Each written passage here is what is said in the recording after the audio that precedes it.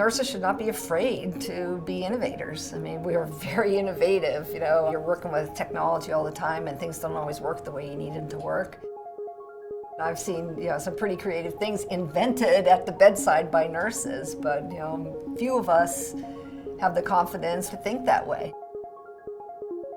I think nurses have a great understanding of humans and how things work, and we're very technical and very smart people, and so I think those are all good ingredients for innovation. I'm Kathy Bowles. I'm a professor at the School of Nursing at the University of Pennsylvania. My team and I invented the D2S2, which is a decision support tool for discharge planning. As a critical care nurse, I did a rotation in a bone marrow transplant unit. These people were so sick. We would transplant them, they would survive that, and then they would be discharged to home. And I always worried about what happened to them after they went home. Were they getting the care they needed? Did they know how to take care of themselves? We discharged them from the hospital. We never really heard about them again. That empathy of wondering what happened with those people and worrying about them led me to develop my interest in discharge planning. I was working with my mentor, Mary Naylor. She had a research study where she had enrolled really high-risk patients into her studies. We were looking at their records and found that less than half of them got support services after they were discharged from the hospital. I took a look at those patients that did not get post-acute care after the hospital discharge and found that they were readmitted at very high rates. And so I investigated why people who are so sick would go home from the hospital without services. Did a couple of studies interviewing doctors and nurses and social workers, the people who make those decisions, to ask them, how could this happen? The consequences of people not getting care led us to write a grant to the National Institute of Health to build a decision support tool that would help clinicians better identify the patients who need that post-acute care.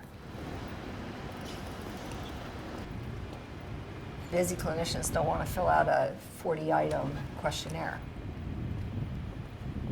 The product initially was a piece of paper.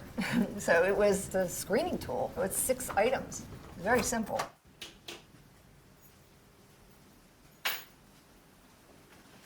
On the D2S2, we had 8 experts judge cases for us. So what I'm going to show you here is we had a website built to house the case studies. So they would read the case.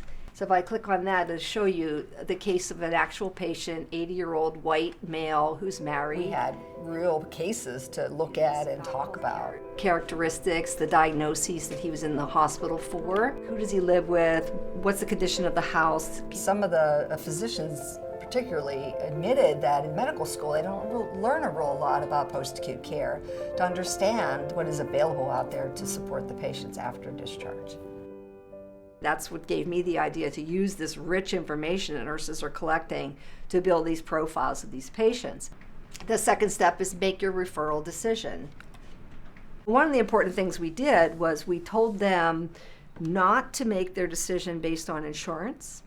We told them, don't abide by these rules. We want to know based on patients' characteristics, because maybe some of these policies are preventing patients who need care from getting it. So we knew we had a really good tool, that it was really good at predicting who was going to need support services after hospital discharge. We showed that when we used it and supported the decision making, the readmission rates were lower. We were able to install it at 2 hospitals in Philadelphia. And they were then happy customers who then gave us testimonials that we took on to the next hospital and said, call Louise over at X hospital, she'll tell you how the product works. In the end, we're purchased by NaviHealth, who is a Cardinal Health company, and then off it went. I think the curiosity that we as nurses have, if you follow that innate curiosity to figure things out and to make things better, I think that is probably what drove me. There was a problem and people were doing poorly and I wanted to get to the bottom of it. And so it's just like investigating that there's a better way to do this.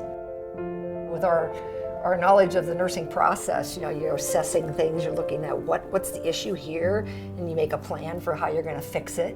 And then you intervene, you do something, you try that to see did that work or not. Go back and fix it again if that didn't work, and then you evaluate what happened. So it's the nursing process, it's the innovation cycle, it all goes together, and I think that's the way we think. So it should be pretty natural for nurses.